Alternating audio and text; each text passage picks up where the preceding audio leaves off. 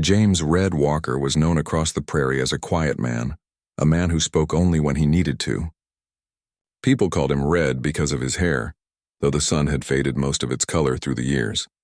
He worked on different ranches, moved from one town to another, and never stayed anywhere long enough to call it home. When folks greeted him or asked questions, he answered with a nod more than words. He wasn't rude. He was simply a man who had spent many years with only the open land for company. Red wasn't always this way. There was a time when he laughed easily, when he dreamed of owning a small piece of land, raising a family, and building a life with purpose. But life on the frontier did not always give people what they asked for. Hard seasons, broken hopes, and the passing of people he cared for had shaped him into a man who did not trust his heart anymore. He believed dreams were like clouds. They looked pretty, but they drifted away before you could touch them. So Red learned to live day by day. He woke with the sun, rode horses across miles of land, fixed fences, tended cattle, and ended each evening under the sky. He was strong and skilled, but he felt a deep emptiness inside him, like a room with no furniture. Sometimes, when the sky was quiet and the night wind was soft, he wondered if this lonely life was his fate, or simply a habit he did not know how to break. Around this time, the frontier towns were growing fast.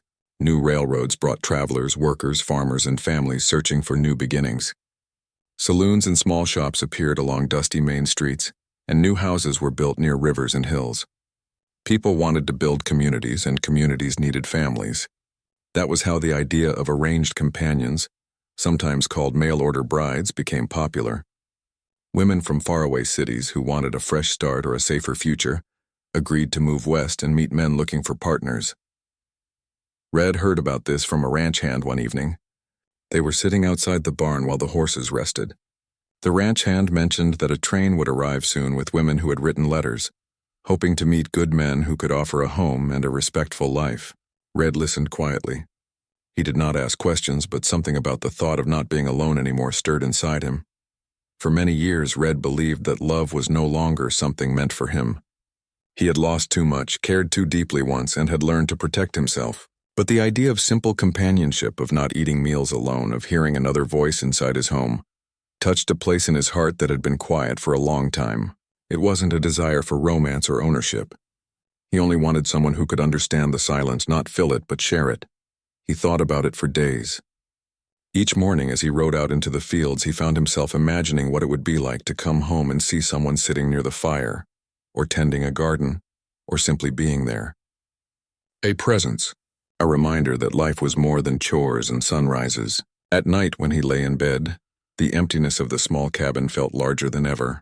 The walls held his memories, but memories offered no comfort. Eventually, Red decided to visit the town's small office where arrangements were made. The building was simple, with a desk, a ledger, and a tired-looking clerk who had seen many men like him. Men who carried loneliness like dust on their boots. The clerk explained the process. Names were written down, agreements were made, and when the train arrived, introductions would follow. Red listened carefully, always choosing his words with care. He signed the papers, not because he believed he was buying a person, but because he thought he was agreeing to a partnership that both sides understood. What Red did not know was that life can hold truths behind curtains, and sometimes people take advantage of the hopeful and the weary. He believed everything was honest. He believed the woman he was matched with had agreed willingly, the same way he had. Her name was Sarah Coleman. Red repeated the name to himself in the days that followed. He did not imagine her face or her voice. He simply tried to grow comfortable with the thought of not being alone. In the weeks before the train arrived, Red worked harder than usual. He cleaned his cabin thoroughly, dusting corners that had not seen attention for years. He repaired the rocking chair by the window. He mended the table legs. He even planted flowers near the front steps, though he had never cared for flowers before. These small acts were his way of preparing not just his home, but his heart. He felt nervous, though he did not fully understand why. A part of him feared disappointment, while another part feared hope itself. As the day of the train's arrival drew closer, the town grew excited. People dressed in their best clothes and gathered near the station. Children ran around, shouting and laughing. Couples held hands and talked about new families that would grow. The air felt lighter, filled with expectation. Red stood near the end of the platform, quiet as always. He watched the horizon, waiting for the distant whistle of the train. Red did not know what Sarah looked like. He did not know her story, her dreams, or her worries. All he knew was that he wanted to offer a peaceful life, built on respect, kindness, and steady effort. He hoped that would be enough. He told himself not to expect too much, not to rush anything, not to assume anything. He wanted to meet her as a person, not a solution to loneliness. The moment the train appeared as a small shadow in the distance, Red felt something he had not felt in many years, anticipation mixed with uncertainty. His heart beat a bit faster. His hands, usually steady, felt slightly tense. The whistle sounded, the wheels slowed, and the train rolled into the station with the hiss of steam. The doors opened, and passengers stepped out. Families reunited, travelers stretched their legs, and the women who had agreed to start new lives stepped onto the platform. Red looked around, searching but unsure of who Sarah was. He expected perhaps a shy smile or a nervous glance. He expected someone who knew, like him, that life was offering a second chance. What Red did not expect was the look he would see in Sarah's eyes, one that told a different story, a story he was not prepared for. And in that single moment, before a word was exchanged, Red felt life shift quietly, like the turning of a season. When the train came to a stop, the platform filled with many voices. Some people were excited, some nervous, and some simply tired from the long journey. Red stood still, watching carefully, waiting for the moment when he would recognize the woman he was told would join him. He held his hat in his hands, not knowing whether to look directly or look away.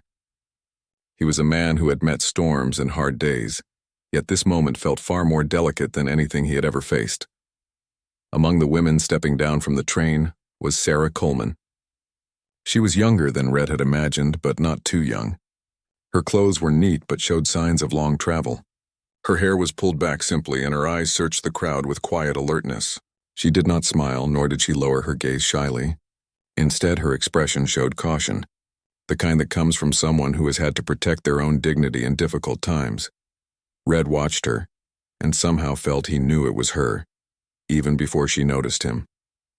He walked toward her slowly, not wanting to startle her or seem too forward.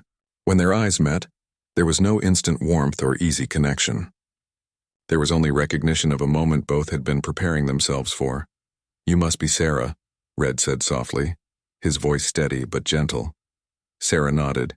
"And you are Mr. Walker?" Her voice was polite, though there was a quiet firmness to it, as if she wanted to make sure she understood exactly who stood before her. "Yes," he answered with a small nod. "Most people call me Red." They stood there for a quiet moment. Around them, families were talking and greeting, but their small corner of the platform felt separate, almost still. Sarah did not appear frightened of Red, yet she did not look comfortable either. She held her small travel bag close, as if holding on to the last piece of her own world. "I have a wagon just outside the station," Red said. "If you are ready, we can go when you wish." Sarah nodded again politely. "Thank you." They walked together without saying much. Red led the horse and wagon with calm movements. Sarah looked around the wide open land that stretched far beyond the town. She had never seen so much sky. Where she had come from, buildings stood close together and streets were narrow. Here the horizon seemed endless and the silence was vast. As they rode away from the town, the wagon wheels rolled steadily over the dirt road. Red felt the need to speak, though words did not come easily to him. "I hope you will be comfortable at the ranch," he said slowly. "It is a simple place, but I try to keep it in good order." Sarah listened, her hands resting in her lap. "I appreciate the effort," she replied. "I don't need much. Just respect and a chance to work and be useful." Red glanced at her, surprised by the clarity of her words. "Respect is something I give freely," he said, meaning every syllable. Sarah turned her gaze toward the open fields. For a while they rode in silence again. It was not uncomfortable silence. Instead, it felt like two people recognizing that neither of them wanted to rush the beginning of what lay ahead. After some time passed, Sarah spoke. "May I ask you something, Mr. Walker?" "You may," Red replied. "Why did you choose this arrangement?" Her tone was not accusing. It was simply honest. Red took a few seconds to answer. He wanted to choose his words carefully. "I have lived alone for many years. I thought perhaps life could be better shared."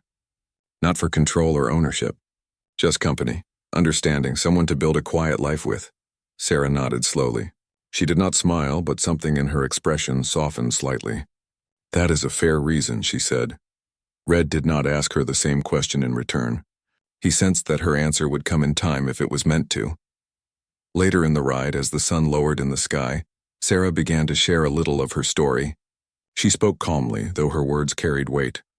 I did not choose this journey by excitement, she said. I was given the impression that I was being offered an opportunity to work as a teacher for children in a growing town. The papers and the arrangements were not explained clearly. I discovered the truth only when the train had already traveled far. Red felt the meaning of her words settle deeply. She had not come for marriage. She had come for independence. She had come for work, not for commitment. Red kept his eyes on the road, but his heart felt heavy. I did not know, he said quietly. I believed you had agreed to this willingly. Sarah looked at him carefully. She could see that his words were sincere. I understand, she said. I do not blame you. I blame the ones who made choices for me. The wagon continued on, steady and calm. The air was cool and gentle. Red knew something important had changed. He had not simply met a woman who would join his life. He had met someone whose freedom had been touched without her consent. He did not know yet what he would do about it, but he knew he could not treat her as something arranged. She was her own person with her own struggles, her own dignity, her own story. When they reached the ranch, the sky had turned soft shades of orange and gold. The cabin looked small but warm, with smoke gently rising from the chimney. Sarah stepped down from the wagon and paused, taking in the surroundings. The land was quiet and wide. There was beauty in its simplicity. Red carried her bag and opened the door for her. Inside, the cabin was neat but small. A table, 2 chairs, a stove, a shelf with dishes, and 2 rooms. It was the home of a man who lived simply and worked steadily. You may take the room on the right, Red said, pointing gently. It has a window facing the morning sun. Sarah walked into the small room. There was a bed, a small dresser, and a single folded quilt. She touched the quilt lightly with her fingertips. It felt like kindness. When she came back out, Red was standing near the kitchen area. He looked unsure, not of himself but of how to begin this shared life. If you ever feel uncomfortable, he said softly, you may tell me. I want to be clear that you are not bound to anything here. I will not ask nor expect anything you do not choose freely. Sarah listened closely. She breathed out slowly, a breath she had been holding since before the train arrived. Thank you, she said. Her voice was quiet but sincere. That means more than you know. That evening, they shared a simple meal. The conversation was gentle, like 2 people learning how to sit near one another without crowding the air. They talked about the land, the weather, the small town nearby. No difficult subjects, just steady beginnings. Sarah looked up once and noticed Red's hands. They were rough from work, yet they moved gently when he handled objects. They were the hands of someone who knew both effort and restraint. Red noticed Sarah's posture. She held herself with quiet strength. She did not shrink or try to disappear. She was someone who had learned to hold herself with grace even in uncertainty. As night came, the silence settled again. But this silence was not the kind Red had known for years. It was not empty. It was shared. Before retiring to their separate rooms, Red spoke one more time. I hope in time this place feels safe to you, he said. Sarah nodded. Safety is a beginning, she replied, and in that simple exchange something meaningful took root. It was not love. It was not friendship.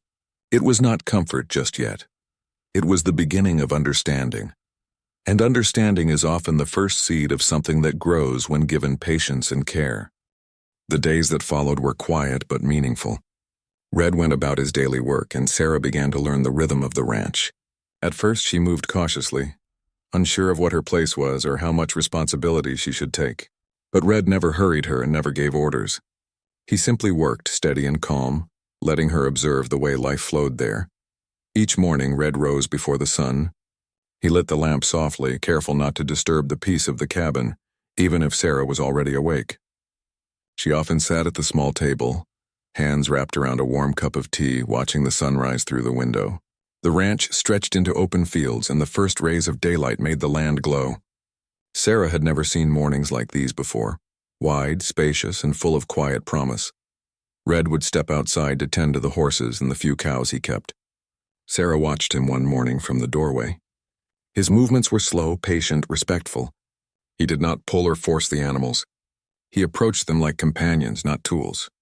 She noticed how they reacted to him, calm, trusting.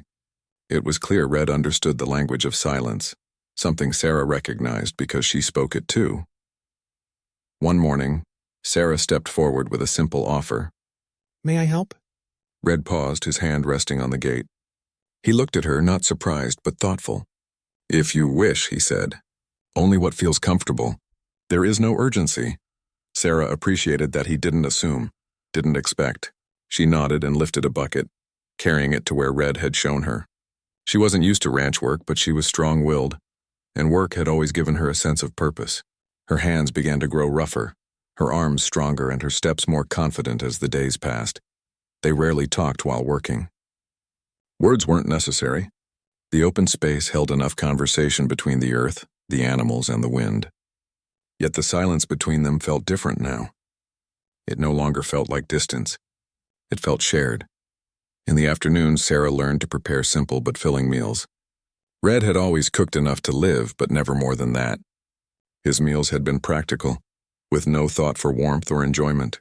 Sarah, however, believed that food could make a place feel like home. She seasoned the vegetables carefully, baked bread slowly, and boiled soups that filled the house with pleasant smells. Red noticed. He didn't speak about it, but he always finished every meal with quiet appreciation. He would nod once, just slightly, as if saying thank you without words. Sarah understood that nod. It was his way of acknowledging her effort. Sometimes, when Red returned from repairing fences or checking the fields, he would find Sarah sitting outside, watching the clouds drift across the sky. He would join her, not too close, giving her space but also company. They would sit like that for long moments, letting the evening breeze speak for them. One evening, Sarah shared a little more of her past. Not everything, just a small piece, enough to let Red understand her heart. I used to teach young children letters and numbers, she said quietly. It was simple work, but I enjoyed it. I liked watching them learn, seeing something new come alive in their eyes. Red listened, his gaze gentle. You have a calm way about you, he said. I imagine you were a good teacher. Sarah didn't respond at first. Then she nodded slowly. I tried to be. There was no need to discuss why she had left that life. Some stories did not need to be spoken to be understood. Red did not press for details. He believed people had the right to open their hearts at their own pace. Over time, something subtle but important began to happen. The house felt less like Red's home and more like their shared space. Sarah placed a jar of wildflowers on the table. She smoothed the blankets and opened the windows in the morning so fresh air could drift inside. Red repaired the rocking chair more carefully, making sure it no longer wobbled.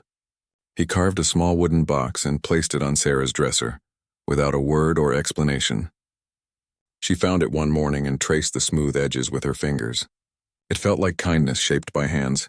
They built routine without deciding to. They built trust without announcing it. They built calm without forcing it. But trust is not something that stays still. It grows, changes, and unfolds. One afternoon, while Sarah was tending to the garden, she paused and looked around the ranch. The land was quiet, the wind gentle, the soil warm beneath her hands. She realized she did not feel like a stranger anymore. The fear she had carried on the train, fear of being trapped, lost, or ignored, had softened. She still did not know what the future held, but she felt steadier facing it here. Red, too, was changing. He found himself thinking about Sarah when she was not nearby, not with longing or expectation, but with concern for her comfort. When he repaired the barn roof, he wondered if the sound disturbed her rest. When he rode to town for supplies, he made sure to bring back something small, a bit of sweet tea, a spool of thread, or a new candle. He never made a show of offering these things. He simply placed them where she would find them. Sarah always knew who had left them, though nothing was ever spoken about it. They were not trying to impress each other. They were simply learning how to care. One evening, the sky turned a soft rose color as the sun dipped behind the distant hills.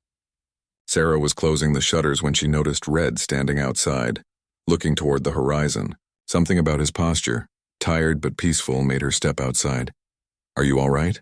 she asked gently. Red nodded. Just thinking. This land has been quiet for a long time. It feels different now, Sarah understood. Different can be good, she said softly. Red looked at her with eyes that held honesty. Yes, it can. Their eyes held for a moment, not with intensity but with clarity. Not a promise, not a confession, just understanding. That night, both slept with lighter hearts. As the weeks became months, they continued their shared life with slow but steady ease. There were no dramatic changes, no sudden declarations, and no forced expectations. They simply continued growing, step by gentle step. Red learned to speak a little more. Sarah learned to trust the quiet more deeply. They were two people who had lived through loneliness and uncertainty, slowly discovering the peace of steady companionship. And though they did not name it yet, something warm had begun to take shape between them. Not love as stories tell it, but something deeper, respect, care, quiet connection, something that could grow into love in time. Naturally, gently and without pressure. They didn't know it yet, but both of them were beginning to heal. Not because they needed each other to survive, but because they were choosing every day to build a life that felt safe. And safety is often the soil where true closeness begins. The quiet life that Red and Sarah had begun to grow together was gentle and steady, but even the calmest days sometimes carry unexpected changes. Over time, Sarah became known in the nearby town for her kindness and calm way of speaking. People noticed how she listened before she spoke and how she treated everyone with dignity. Some even began asking her to help teach their children simple reading and writing. Sarah did not yet feel ready to step back fully into that role, but the requests stirred something inside her. A reminder of who she had been before uncertainty had taken her life in a different direction. Red, too, had begun to carry himself differently. He walked with lighter steps, and his eyes no longer held the same tired weight they once did. Neighbors noticed. The ranch that once felt quiet and untouched now had flowers growing near the steps and open windows that allowed fresh air to pass through. It was no longer the home of a man avoiding life. It was becoming the home of two people building it together. However, not everyone who noticed the change understood it kindly. Word had spread that Sarah was living on Red's ranch, and some people in the region remembered her name in a different way, connected to the misunderstanding that had brought her west. A few travelers carried stories that did not match her truth. These travelers eventually reached a group of men who believed they still had authority over Sarah's future. They did not see her as a person choosing her own path. They saw her as someone who had slipped away from the plan others had made for her. One day, while Red was in town gathering supplies, a rider approached the ranch. Sarah was outside hanging clean clothes on the line behind the house. She saw the rider coming but did not move or hide. She stood calmly, waiting to understand who the visitor was. The man stopped his horse several steps away and spoke with a tone that was controlled but firm. "You are Sarah Coleman, aren't you?" Sarah nodded slowly. "Yes, I am." "How may I help you?" The man adjusted his gloves. "I represent a group of people who arranged your journey here. They believe there has been a misunderstanding. They would like to see you return and fulfill the agreement they made for you." Sarah felt her heart tighten, but her voice stayed steady. "The agreement was made without my understanding. I did not consent to be promised to anyone." The man tilted his head, studying her.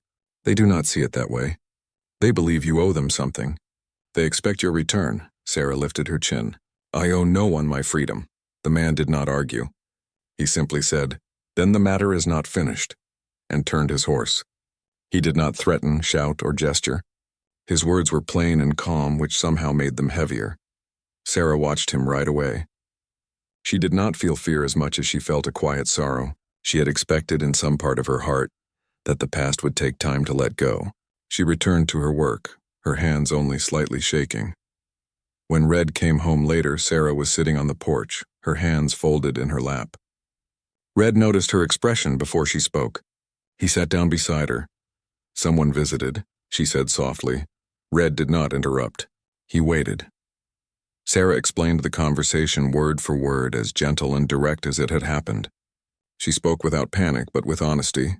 Red listened with quiet attention. When she finished, he did not react quickly. He took a slow breath and looked toward the wide fields, thinking deeply. "You do not belong to anyone," Red said finally. His voice was calm, steady, and certain. Your life is your own, and I will stand by that truth. Sarah looked at him. She saw no worry in his eyes, only a quiet strength she had come to understand over time. He was not preparing for conflict. He was preparing to protect her dignity with clarity and respect. Thank you, she said softly. I did not wish to bring trouble into your life. Red shook his head gently. You did not bring trouble. You brought change. There is a difference. For the next several days, life continued as usual. Red worked the ranch. Sarah tended the garden and the house. Yet both of them felt the presence of the unsaid. Someone would likely return. The situation was not finished, but something else was happening too. Sarah began to speak more freely about her feelings.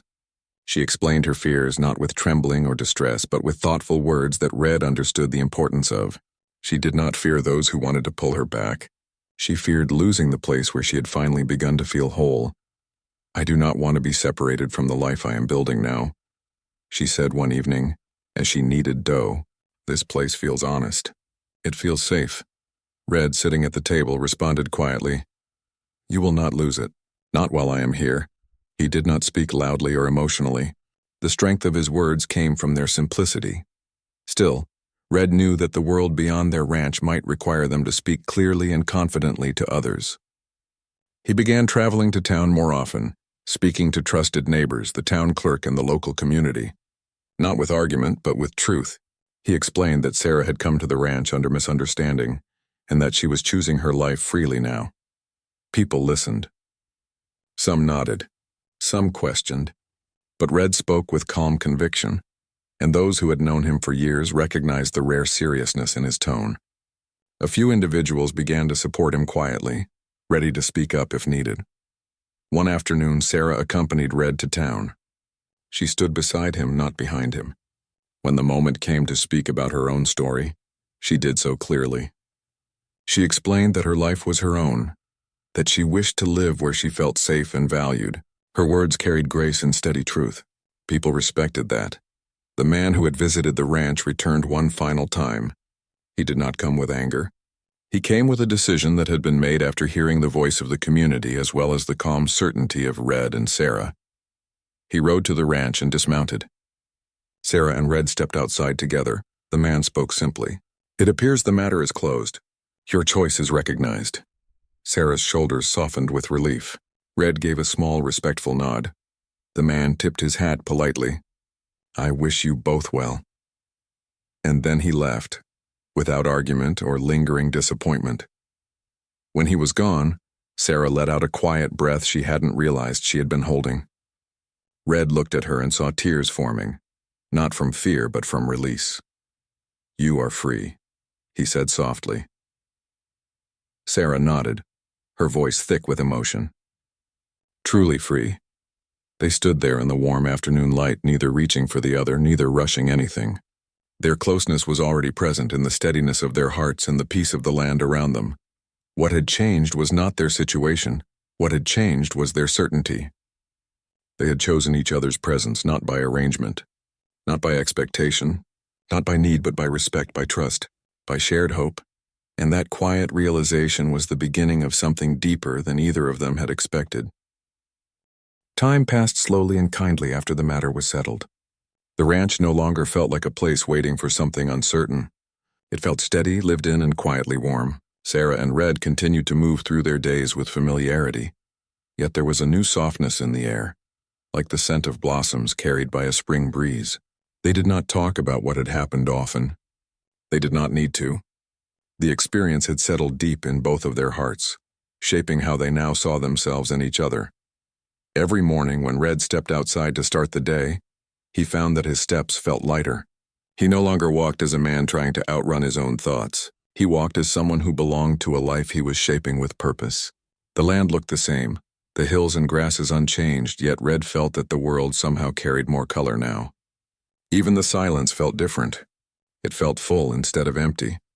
Sarah also felt change within herself. She woke each day with a sense of calm direction. She did not feel like she was borrowing space or time anymore. She felt rooted. She felt safe. She felt valued for who she was, not for what someone expected her to be. Her voice grew stronger, not in volume but in confidence.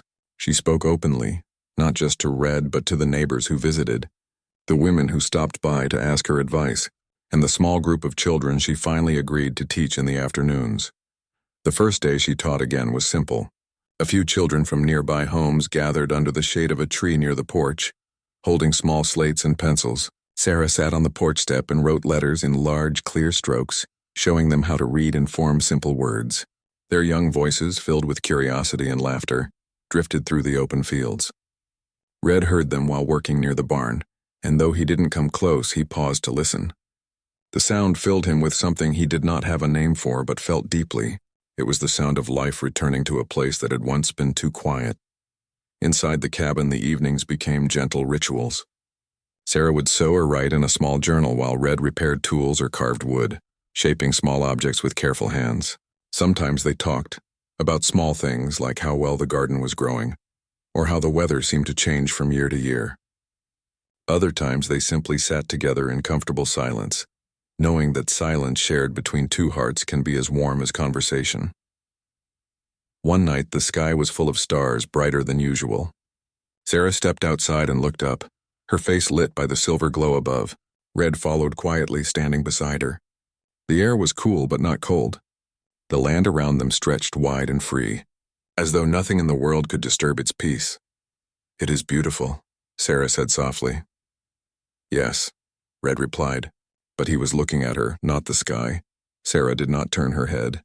She could feel his gaze and understood what it meant. She spoke gently, her voice thoughtful. "Do you ever think about how much can change without being planned?" Red nodded. "I think about that often." Neither of them spoke the words that lingered in their hearts. They did not rush the moment. They simply stood, letting understanding speak between them. Days turned into months, and the ranch continued to grow, not in size, but in spirit. The garden became fuller. The rooms felt more lived in, and the small touches Sarah added brought quiet beauty to ordinary things. Red added small shelves to the cabin walls for books and keepsakes. Sarah placed dried flowers in vases made from polished jars. They were building not just a home, but a life that reflected who they had become. One afternoon, while Sarah was baking bread, Red entered the kitchen and stood across from her. He did not look nervous. He did not look excited. He looked sure in the way the sun is sure to rise. "Sarah," he said gently, "I want to ask you something." She set down the dough and wiped her hands. "Yes?" Red did not rush his words. "We have shared this home for some time now, not through expectation but by choice. I have watched you grow here, and I have grown alongside you. I do not want to assume anything you do not freely choose. But I want to say this plainly." He took a quiet breath. "I care for you, deeply, not as someone I hope to bring into my life, but as someone who has changed my life. If you choose to remain here, I would be honored to build a life with you, with respect, patience, and warmth. But the choice is yours, only yours." Sarah listened with her whole heart. She felt no pressure, no urgency. Red was offering her something she had never been given before, a choice built on respect. She stepped closer, not quickly, but with steady steps. Her eyes were clear and warm when she spoke. "I have already chosen," she said. "I chose when I felt safe here. I chose when I found my voice again. I chose when I realized I was no longer afraid of the future. I choose this life. I choose you." Red did not reach for her suddenly. He simply placed his hand gently over hers. Their hands fit together with quiet certainty. There were no grand declarations, no dramatic celebrations. Their hearts had already been moving toward each other for a long time. This was simply the moment the truth was spoken, and sometimes the softest moments are the most powerful. As years continued, the ranch became a place known for peace, kindness, and steady warmth.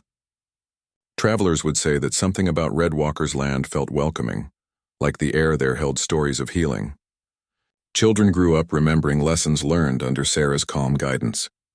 Neighbors always spoke kindly of the pair who lived there, a man who had once believed life had closed its doors to him, and a woman who had once believed her freedom had slipped away. Their love was not hurried. It was not loud. It did not need to announce itself. It lived in shared meals, carefully tended gardens, warm evenings on the porch, and hands that met without hesitation. Red did not buy Sarah. He bought the chance to face himself, to grow, to change, and to learn what it means to respect another person fully. And Sarah did not lose her freedom.